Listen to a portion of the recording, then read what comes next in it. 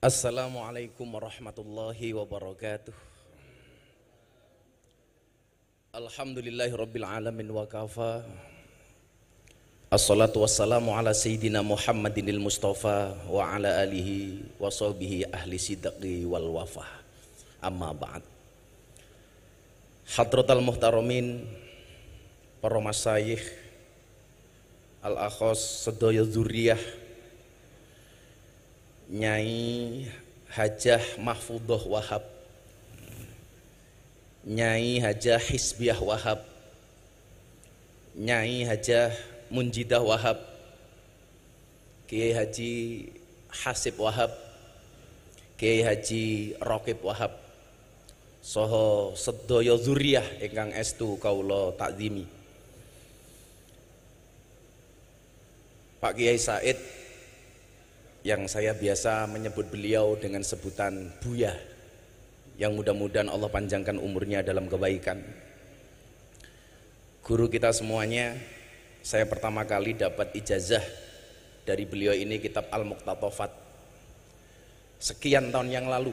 Saat itu rame-ramenya MTA nyerang Amaliyah Nahdlatul Ulama, dan saat itu saya dan beliau sama-sama dilaporkan ke polisi.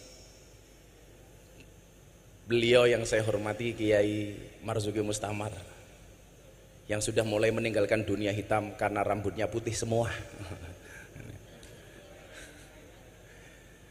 Pak Kiai Mustafa Akil, dan yang saya hormati Ibu Khofifah.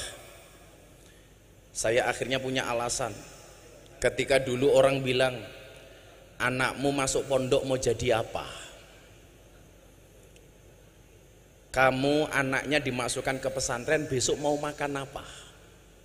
Hari ini terjawab, santri bisa menjadi apapun. Santri bisa menjadi presiden, contohnya Gus Dur. Santri bisa menjadi wakil presiden, Kiai Ma'ruf Amin. Santri bisa menjadi gubernur, Ibu Khofifah. Santri bisa menjadi bupati, Ibu Munjidah. Dan santri bisa menjadi kiai viral. Ya.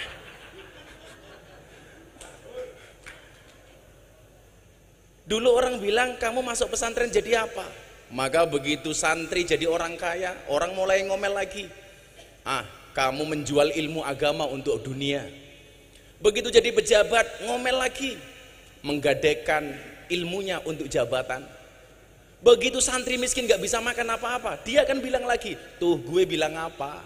Santri tidak bisa jadi apa-apa. Maka terima kasih Bu Khofifah menjadi teladan bagi kami. Mudah-mudahan seperti doa kita bersama, Allah akan lebih tinggikan derajatnya lagi. Amin Allahumma amin.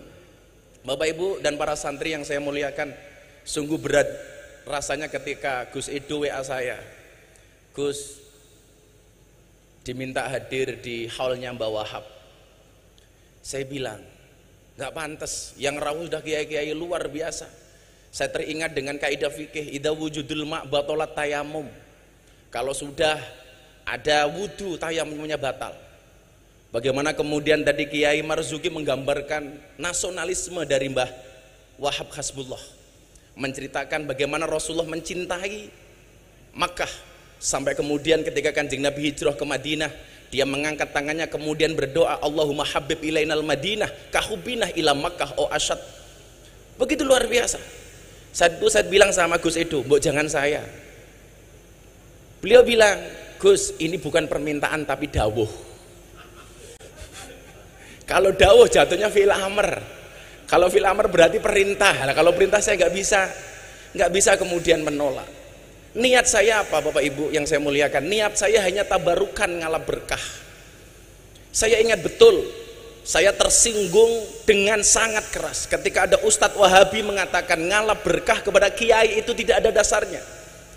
Saat itu yang menjadikan saya tersinggung apa? Video klip yang diputar kebetulan Syekhina wa murabbi ruhina Mbah Maimun Zubair, ketika beliau meninggalkan kursinya, air putih yang beliau tinggalkan diperebutkan para santri. Dan dia mengatakan ini nggak ada dasarnya, ini nggak ada dalilnya.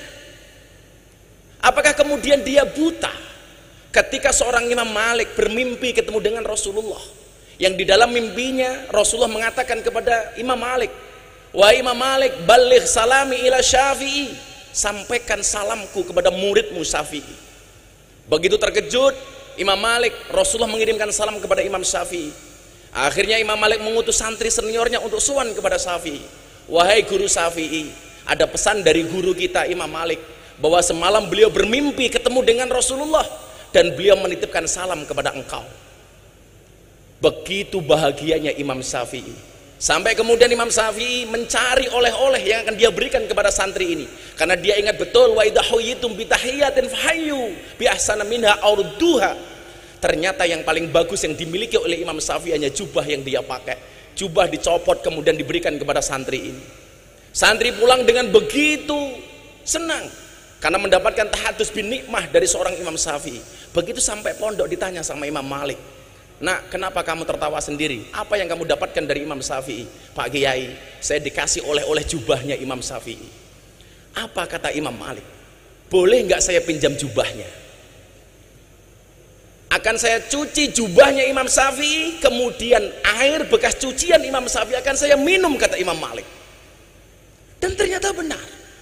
Jubahnya Imam Syafi'i dicuci, kemudian air bekas cuciannya diminum oleh Imam Malik. Kemudian sang santri bertanya, "Itu kan santrinya panjenengan, Kiai." Apa jawaban Imam Malik? "Ini bukan manusia main-main loh.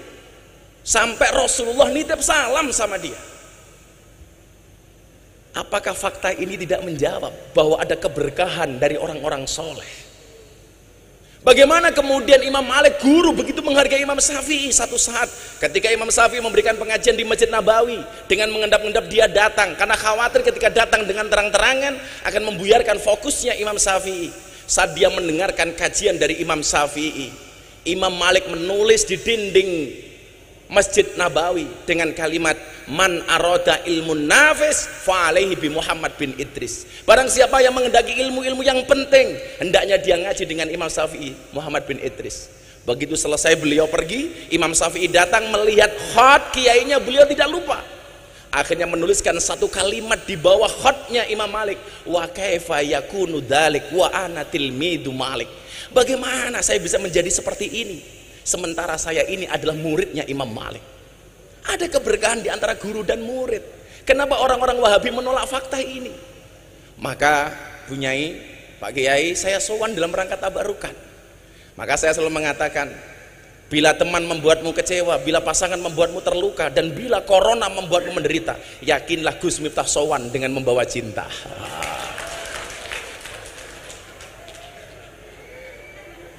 Cinta saya kepada santri tambak beras seperti air kencing di dalam kolam renang. Maksudnya apa? Wujudnya tidak nampak tapi hangatnya bisa dirasakan.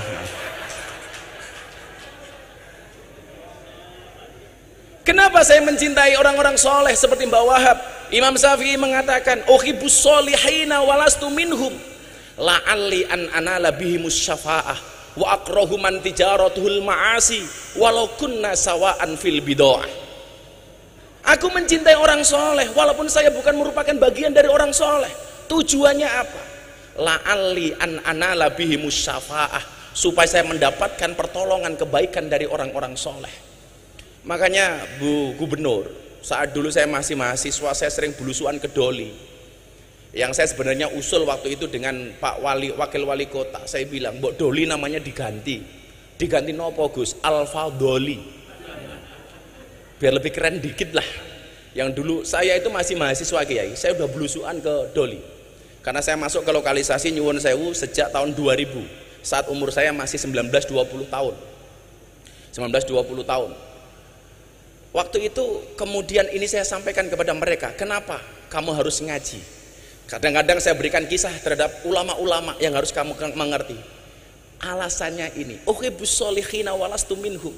Kita mencintai orang soleh walaupun kita bukan merupakan bagian dari orang soleh. Tujuannya apa? La'ali an anala bihimus syafa'ah. Saya pengen mendapatkan syafaat dari Mbak Wahab. Apalagi jelas yang nasabnya bagus. Walaupun kemarin saya dihajar sedemikian rupa gara-gara saya ceramah di gereja, diasar Miftah nasabnya orang jelas. Saya mikir Pak Kiai, ternyata persoalannya bukan masalah nasab, tapi masalah nasib. Karena nasab tidak berbanding lurus dengan nasib, apalagi dengan nisab. Persoalannya bukan di masalah pendapat, tapi masalah pendapatan. Jadi aja. Saya dari dulu bilang, a'rifu angsabakum tasilu arhamakum. Pentingnya nasab hanya itu. Karena menurut saya lucu ketika kita menggambarkan mbah-mbah kita luar biasa, sementara kita hari ini bukan siapa-siapa. Harusnya malu. Ketika kita membaca manakib mbah-mbah kita yang begitu luar biasa, sementara posisi kita hari ini tidak bisa apa-apa. Makanya kemudian Imam Al-Ghazali mengatakan, sarafun nasab min salasi jihadin. Kedudukan nasab itu minimal ada 3 sisi menurut Imam Ghazali. Idaha yang pertama, al-intiha ila sajarati Rasulullah sallallahu alaihi wasallam fala yu'adilahu syai'un. Yang pertama adalah nasab yang langsung terhubung dengan Rasulullah. Ini nggak ada lawan kata Imam Ghazali. Tapi perlu diingat, kok lama-lama saya mikir begini ya, saya diundang sama MNC Group untuk berbicara waktu itu bagaimana kita bersikap kepada para habaib. Orang mengatakan orang NU tidak menghormati habaib. Kamu salah. Orang Indonesia belum kenal habaib. Habaib datang ke Indonesia, yang ngopeni itu orang NU. Orang NU. Jadi kalau you mengatakan orang NU orang NU tidak mencintai habaib, dan kamu mengajarkan kiai-kiai NU untuk mencintai habaib, itu sama halnya Anda ngajari bebek berenang. Bebek berenang. Maka bagaimana Gus sifat kita kepada para habaib? Waktu itu saya bilang, saya sampaikan, tolong bedakan antara sosok dan perilakunya. Sosoknya wajib kita hormati. Ahlu Baitul Mustafa tuhuri, mereka tuhur, tetapi perilakunya tidak harus dihormati, tidak harus diikuti. Maka kemudian dalam kitab taklim kita mengenal istilah al-hurmatu khairum minat ta'ah. Hormat itu harus lebih didahulukan dibandingkan taat. Kalau memang perilakunya tidak sesuai, kenapa harus kita ikuti? Saya dibilang katanya su'ul adab. Dari mana saya su'ul adab? Contoh begini, al-hurmatu khairum minat ta'ah. Ketika Pak Kiai Marzuki sholat subuh sama saya, Miftah kamu ngimami sholat, saya bilang sama beliau, boten Pak Kiai. Begitu saya jawab boten, konteksnya saya tidak taat sama beliau, tetapi ketidaktaatan saya karena hormat sama beliau. Ibu-ibu di pagi hari masak, suaminya lagi macul, Pak sarapannya pun mateng, ayo sarapan. Suaminya bilang, pun ibu rien, jenengan rien nih. Kalau Anda memahami kalimat ini, al-hurmatu khairum minat ta'ah, harusnya apa? Boten kulon nunggu abah. Orang kok, pun bu jenengan rien, oke, iki wong wedok ceniningan namanya itu. Saya itu kalau ngomong soal keluarga seneng ya, karena besok saya tanggal 24 Juli itu ular-ular manten anaknya Pak Ketua MPR, yang kebetulan saksinya Pak Jokowi. Nah, Pak Jokowi itu lucu, diundang untuk saksi nikah di pernikahan anaknya Pak Bamsud. Beliau bilang, ya sudah saya datang, tapi yang nasihat pernikahan Gus Miftah saja ya. Karena saya bilang, Bu, suami yang baik itu banyak mendengarkan pendapat dari istrinya, dan istri yang baik banyak mendapatkan pendapatan dari suaminya. Nanti santri-santri di belakang tuh seneng banget itu. Makanya santri-santri kalau seneng sama cewek, pilihannya satu di antara dua, halalkan atau tinggalkan. Oh.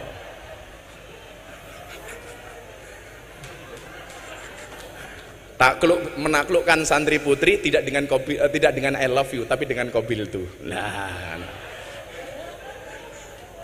Makanya santri itu kalau ketemu cewek, kamu bilang, non mati ketemu bak saja dibaca iklab, masa aku ketemu kamu tidak ijab lah, gitu seharusnya.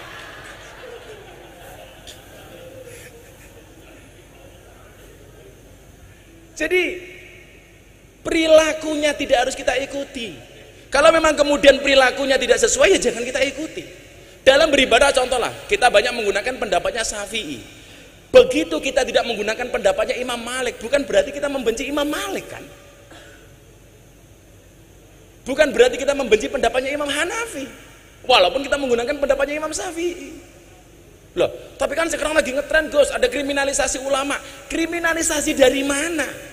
Siapapun itu sosoknya, ketika perilakunya melanggar kriminalitas, maka kemudian dia harus mendapatkan proses hukum. Entah itu habib, kiai, pejabat, semuanya sama. Sosoknya nggak pandang bulu. Kalau kemudian melanggar, ya harus ada proses hukum. Lah, kalau proses hukum kepada orang yang kriminal itu bukan kriminalisasi, tapi proses hukum kepada ulama yang kriminal. Kalau kata Kiai Marzuki, kriminalisasi ulama itu ngundang kiai pulang tidak diamplopi. Lah itu kriminalisasi. Kata Pak Polisi melanggar KUHP pasal 378, penipuan.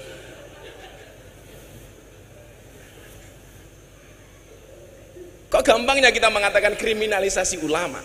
Maka kawan-kawan santri saya pikir tetap hormati siapapun habaib itu. Tapi soal perilakunya apakah harus kita taati atau enggak, kita lihat seperti apa perilakunya. Maka yang pertama adalah al-intiha ila sajrat Rasulullah sallallahu alaihi wasallam fala yu'adilahu syai'un. Kemudian yang kedua, ini yang kemudian saya jadikan dasar untuk soal malam hari ini. Al-intima ilal ulama fa innahum warasatul anbiya. Shalawatullah wa salamuhu alaihim ajma'in. Wa bihim rabatallahu ta'ala khifdul millatil Muhammadiyah. Kemudian yang kedua adalah nasab yang terhubung kepada orang-orang soleh. Inilah yang kemudian saya jadikan dasar untuk menjadikan saya tabarukan malam hari ini, Bu. Saya hanya berharap termasuk orang-orang yang mencintai orang soleh. Kalau kemudian saya selalu mengatakan begini, kita tidak bisa memilih kita dilahirkan oleh siapa, tetapi kita bisa memilih melahirkan generasi seperti apa. Saya tidak bisa memilih lahir dari orang tua saya. Termasuk soal istri, saya tidak bisa memilih bahwa istri saya itu pilihan saya. Enggak, itu pilihan Allah. Kalau saya disuruh milih, ya milih Luna Maya. Kayak Bu Gubernur ini Luna Maya, lanjut usia namun masih mempesona. Lah.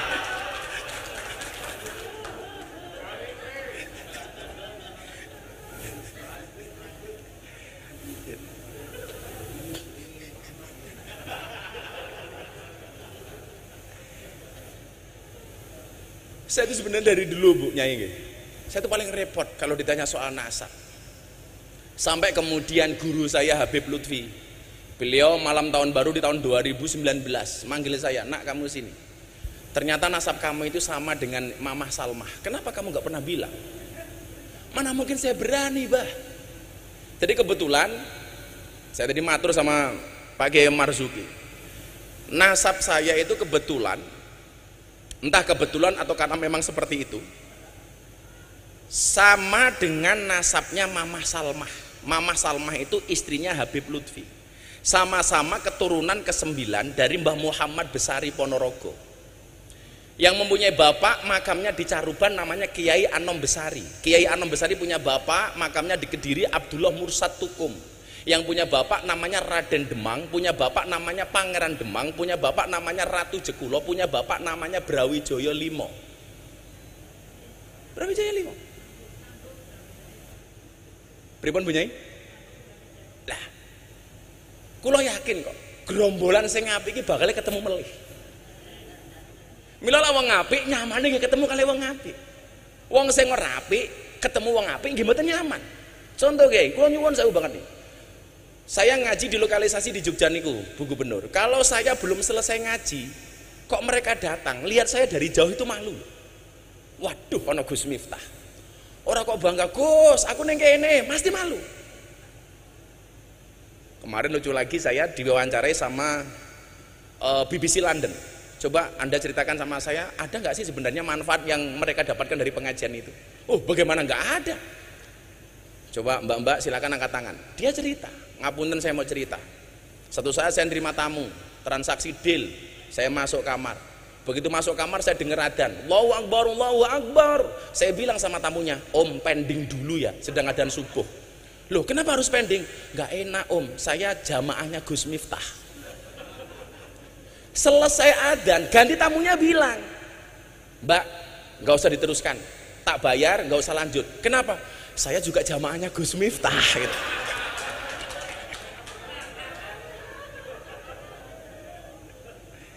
Coba, sampai ngoten niku Kiai Hasyim. Jadi saya itu dibully dulu, didoli macam-macam, sampai didoli itu Bu Gubernur saya mendapat julukan presiden para pendosa.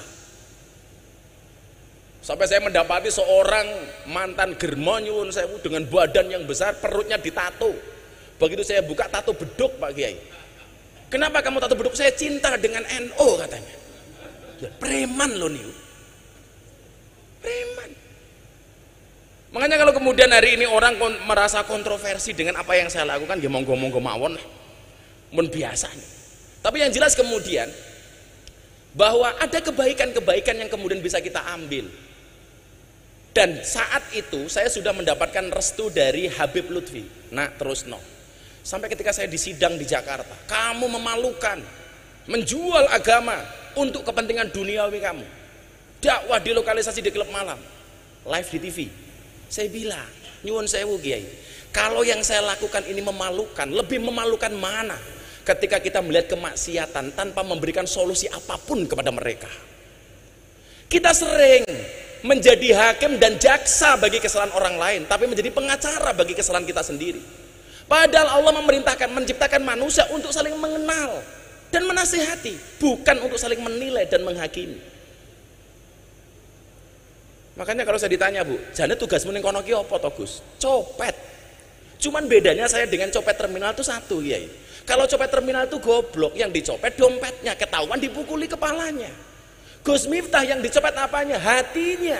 Kalau hatinya sudah tercopet, jangankan dompet, yang lainnya pun pasti akan diberikannya. Wow. Santri kayak rungokno santri kayak. Godaan Pak Kiai Hasib, ya Allah. Saya keluar dari lokalisasi, mereka sedang mandi pakai anduk, jalan, saya jalan, monggo Gus mampir, ya Allah. Gitu kan. Dengan alasan itulah saya tidak pernah mengajak Kiai Marzuki. Karena saya khawatir kalau beliau masuk nggak mau keluar lagi.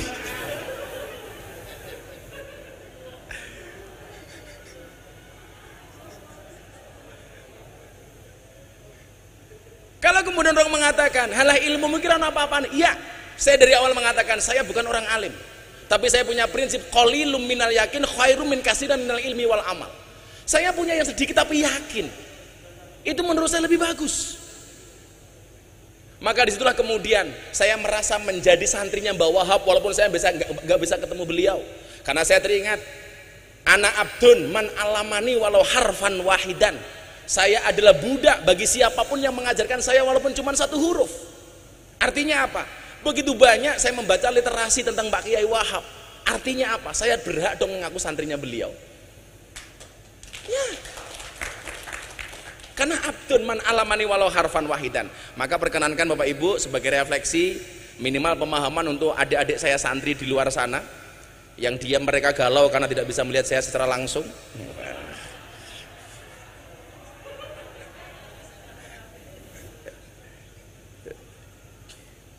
Tenang santri, kamu jangan pacaran, karena akan datang satu saat kamu akan dipertemukan dengan orang yang tepat, yang kedatangannya untuk menetap bukan karena nafsu sesaat.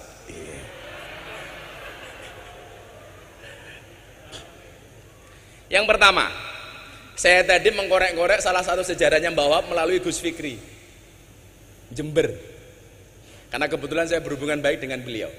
Gus, nopo leres Mbah Yai Wahab niku sugih. Beliau menceritakan dengan sangat detail, leres Gus. Bahkan kalau kemudian lihat kekayaannya Mbah Wahab itu, tanahnya terbentang antara Jombang sampai Surabaya. Gus Miftah tahu nggak kalau Gus Miftah hari ini naik motor besar, naik Harley, dulu Mbah Wahab sudah naik Harley. Wah, berarti saya itibak. Sama-sama naik Harley. Tapi luar biasanya apa? Harta yang kemudian beliau miliki dihabiskan untuk Jamiah Nahdlatul Ulama. Ini baru keren. Makanya kalau orang ini bilang begini sama saya, ayo Gus, ngurep-ngurep NU. Apa kowe iki ra salah? Kowe iki sapa kok ngurep-ngurep NU? Sing ana kowe golek urip saka NU. Makanya saya kok agak riskan, nggak enak dengar kalau orang bilang aku pengen ngurip-ngurip NU.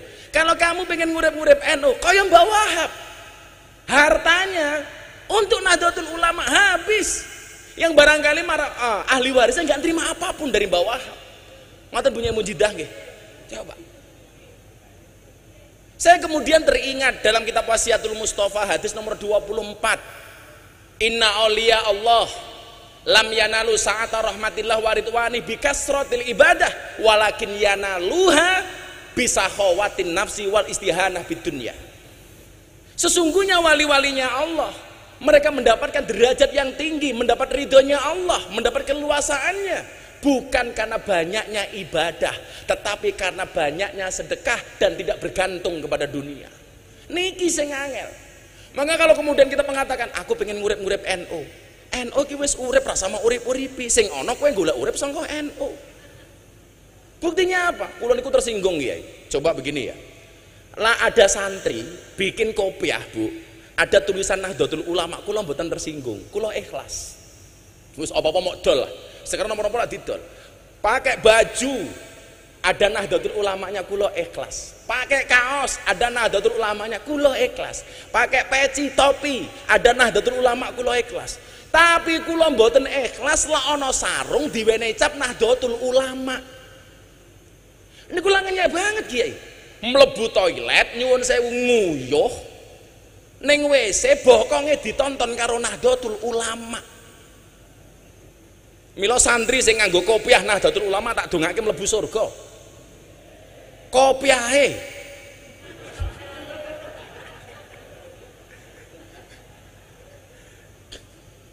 Yang bisa kita lakukan hari ini nopo? Enggak usah ngomong kamu ngurip-nguripi NU. Banyak hari ini orang yang dihidupi oleh NU. Enggak usah ngomong gedeke NU. NU sudah besar. Yang perlu kita lakukan apa? Khidmah terhadap Nahdlatul Ulama tinggalannya Mbah Wahab. Salah satu contoh khidmah begini Kiai, kita itu nggak sadar begitu banyak yang tadi saya tempat diskusi sama Pak Kiai Marzuki, begitu banyak amaliyah NU yang dicuri tapi kita nggak sadar. Padahal apa? Dalil yang sering kita pakai al-muhafadzatu al-qadimi sholih wal aqdu bil jadidil aslah. Bahkan kalau Pak Kiai Said Akil bukan lagi bil jadid, bil ajdadil aslah. Tahun 90-an Pak Kiai Said ngendikan itu. Bil ajdad yang lebih baru lagi. Contoh, kita harus mempertahankan yang kodim dan soleh, jangan sampai hilang. Ngeten Kiai, sak ngerti kula, tinggalane mbah-mbah biyen ngaji teng masjid niku namine madrasah diniyah, Madin. Hari ini masjid-masjidnya orang NU sudah kehilangan madrasah diniyah, diganti karo TPA, diganti oleh TPQ, yang itu merupakan produk dari orang-orang PKS, musuhnya Pak Kiai Marzuki. Saya NU, amaliyah hilang lali. Madrasah diniyah itu tinggalan mbah-mbah kita dulu itu kodim dan soleh. Kenapa hari ini hilang kita nggak tahu? Diganti dengan TPQ, diganti dengan TPA. Makanya saya sampaikan kepada semuanya, nyuwun sewu, kalau saya boleh usul, pertahankan istilah madrasah diniyah, karena itu kodim dan soleh. Nomor loro, malih nih. Enten amalan Kiai, nyuwun sewu, bukan amalan. Buku ngaji, kitab ngaji yang kita pakai tinggal mbah-mbah ini apa Bu Khofifah? Turutan. Metode ngajinya namanya Al-Baghdadiyah. Hari ini hilang. Diganti oleh apa? Iqra. Produknya kawan-kawan kita Muhammadiyah, Kiai As'ad Humam. Kita nggak sadar. Wong-wong NU bangga menggunakan Iqra. Kelangan turutan. Bukan salahnya Iqra, tapi bodohnya kita.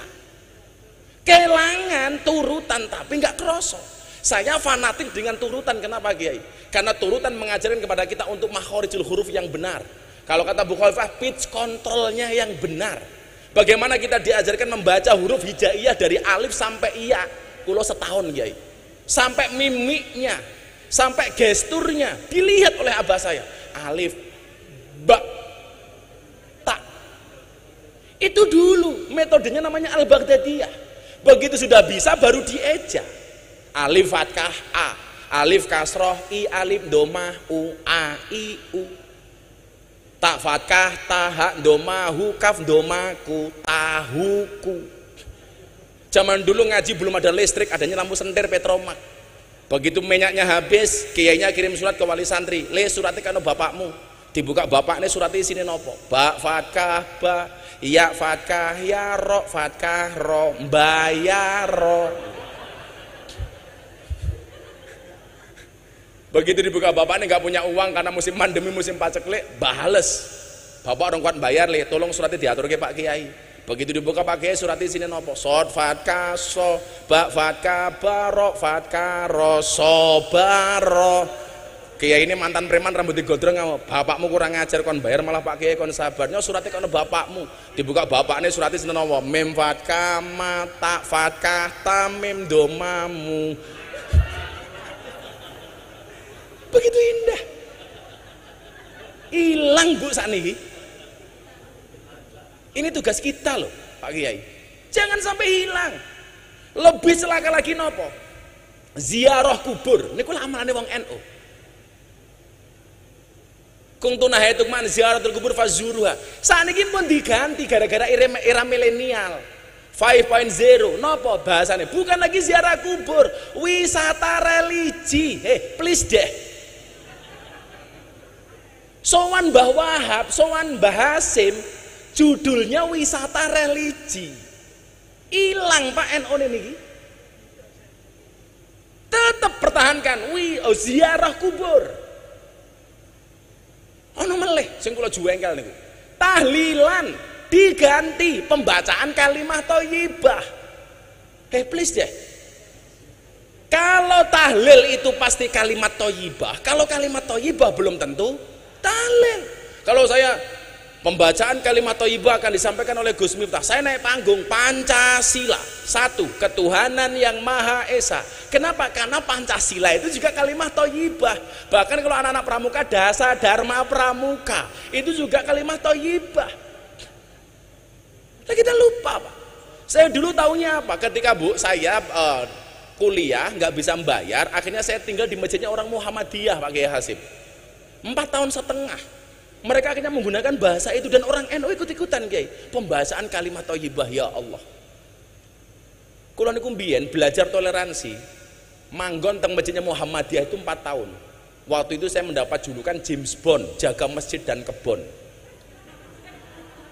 Tetap saya tahlil, tetap saya kunut sak piturute. Sewenene kalih takmir kula, ora urusan. Masalahnya kula manggon teng masjid Muhammadiyah itu hanya satu Pak Kiai Marsudi.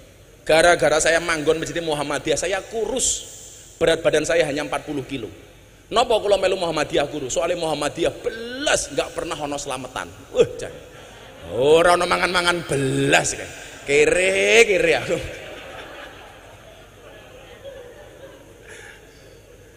Akhirnya kemudian saya jadi nikah dengan orang NU, tinggal di lingkungan orang NU, langsung gemuk Bu. Waktu itu berat badan saya sebelum viral itu 105 kilo. Kenapa saya ikut orang NU gemuk? Lah pripun wong NU niku? Titik-titik mangan. Yasinan mangan, tahlilan mangan, sholawatan mangan, manakipan mangan, istighosahan mangan. Tanggane lara njaluk didongake mangan. Sing lara mati mangan meneh. 7 dina. Masyaallah itu. Lah makanya kemudian kalau Mbah Wahab sugih, ya kita harus terprovokasi dong untuk jadi kaya. Karena bagi saya, uang itu lebih bagus dikuasai oleh orang Islam yang soleh daripada dikuasai oleh orang-orang yang tidak soleh. Makanya kalau ada bahasa nguripi NU kok saya gak tersinggung.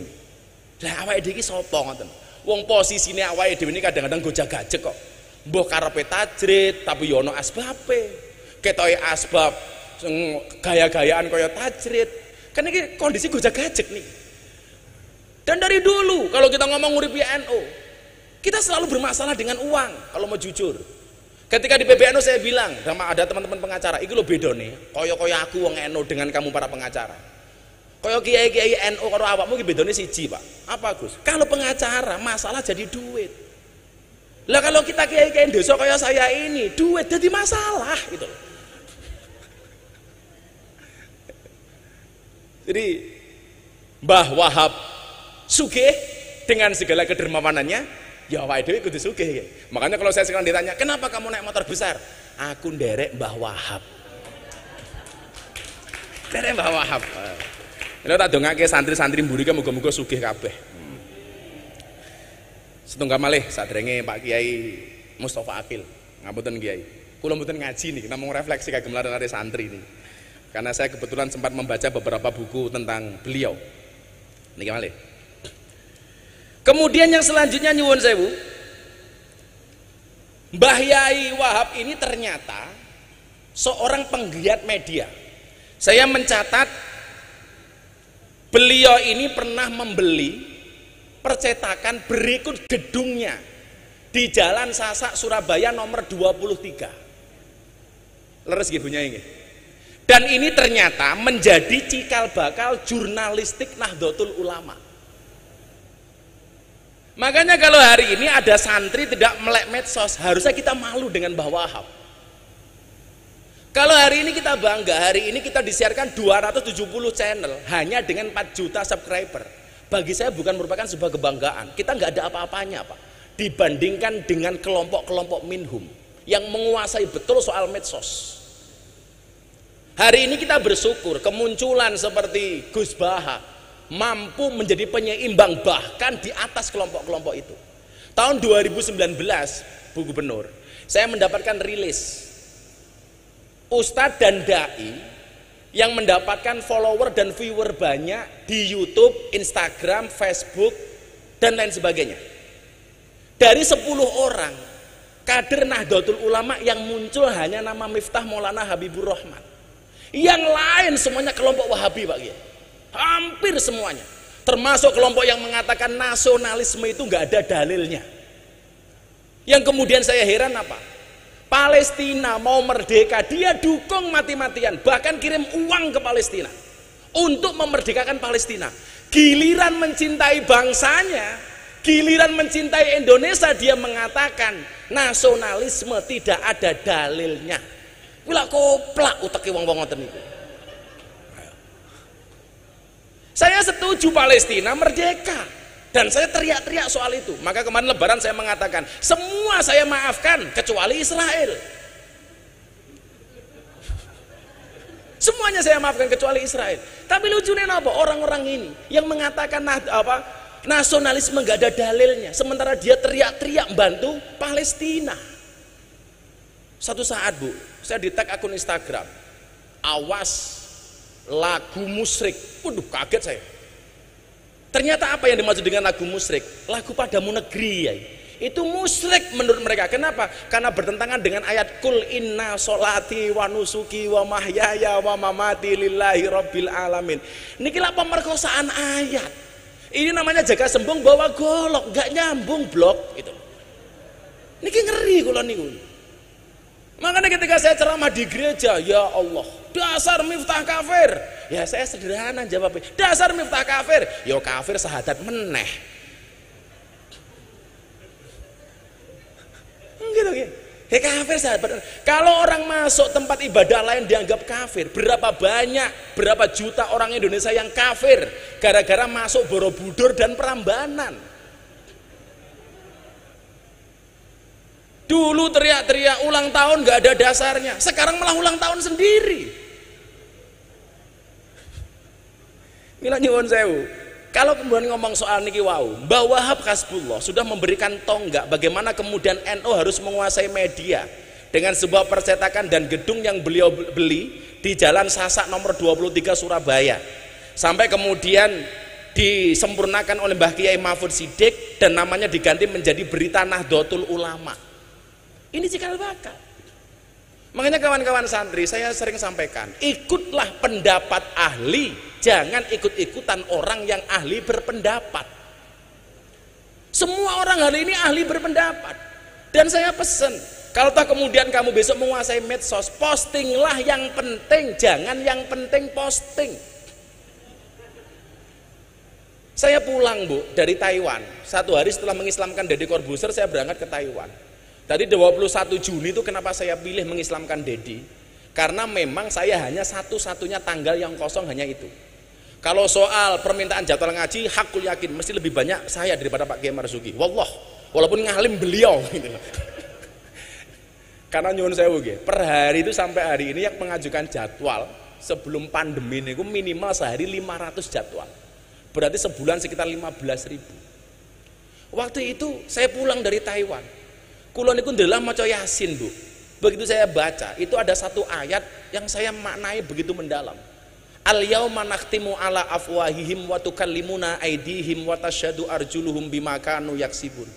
Waktu itu saya mikir keras, kenapa mulutnya dikunci kok tangannya yang berbicara? Ini ada apa itu? Ini loh visionernya Al-Qur'an. Dan ternyata jawabannya hari ini, Pak. Orang membuli, mencaci, menghina tidak lagi menggunakan mulutnya, Pak, tapi menggunakan tangannya, menggunakan jempolnya, menggunakan jari jemarinya yang besok akan dipertanggungjawabkan di hadapan Allah Subhanahu wa taala. Mila jenengan persani. Kita gampang banget Saya ditanya sama wartawan, Gus, soal ceramah Gus di gereja itu yang komentar jutaan orang, menghujat sekian banyak orang. Kenapa Gus Miftah tidak sakit hati? Jawaban pulau sederhana, bagaimana saya mau sakit hati? Wong komentarnya nggak pernah saya baca. Dan rahasianya satu, Bu Khawifah, kalau Anda posting, karena saya sering lihat postingannya Bu Khawifah, kalau Anda posting, Anda coba lihat lebih banyak mana antara komen dengan like. Pasti lebih banyak like-nya daripada komentarnya. Itu artinya apa? Kenapa setiap postingan lebih banyak like-nya dibandingkan komentarnya? Karena seberapa banyak pun orang yang membencimu dengan komentar-komentarnya, yakinlah di luar sana lebih banyak yang mencintaimu dari dalam hatinya. Wah. Kalau santri beda, Bu. Kalau santri beda. Kenapa beli banyak like daripada komentar? Karena banyak santri yang cinta tapi tidak berani mengatakannya. Iya.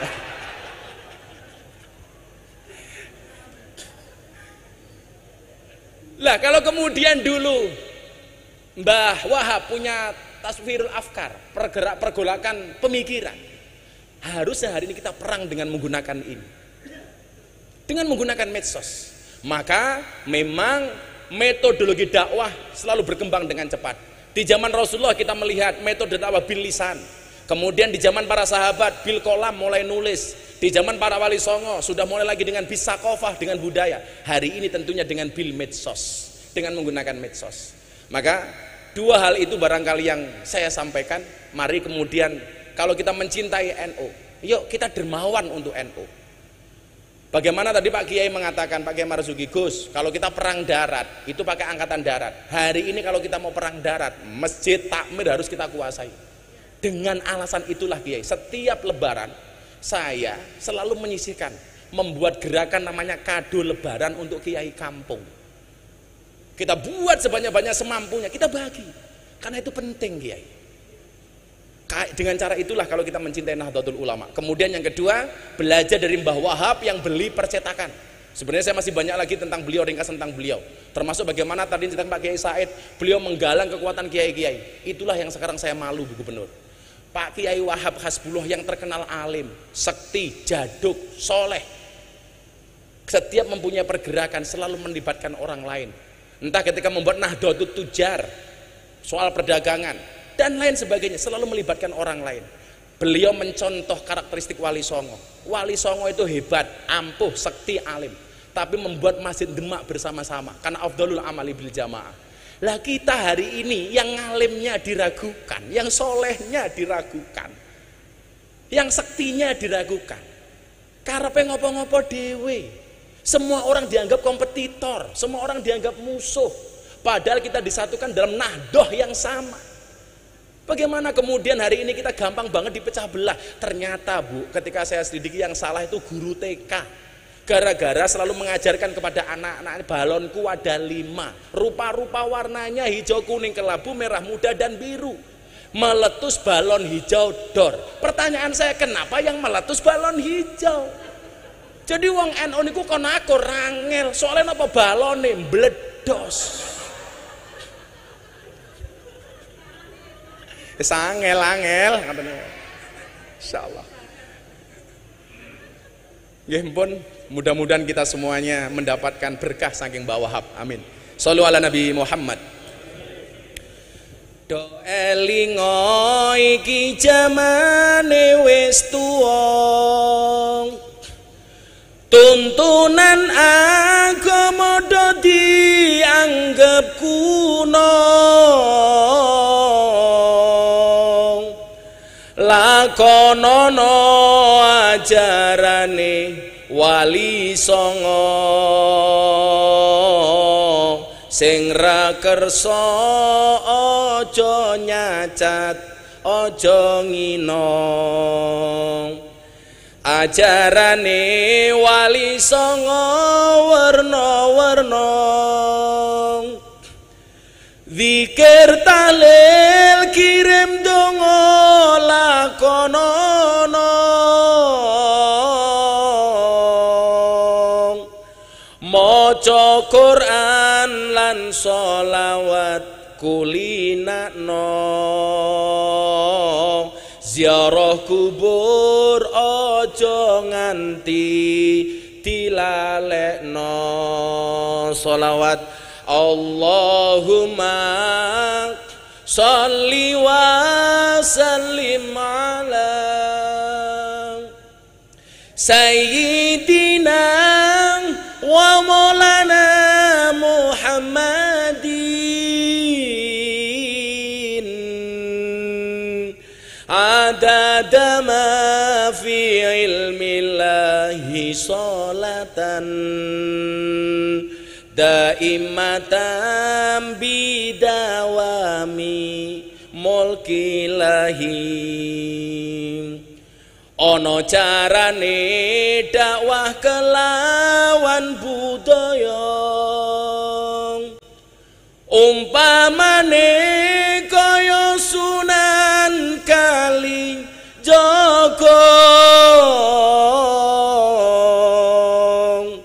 pituture mlebu ati ora krasa tuntunan agama bisa diamalno. Wis kabukten rikala jaman semono akeh para manungsa nyembah brahala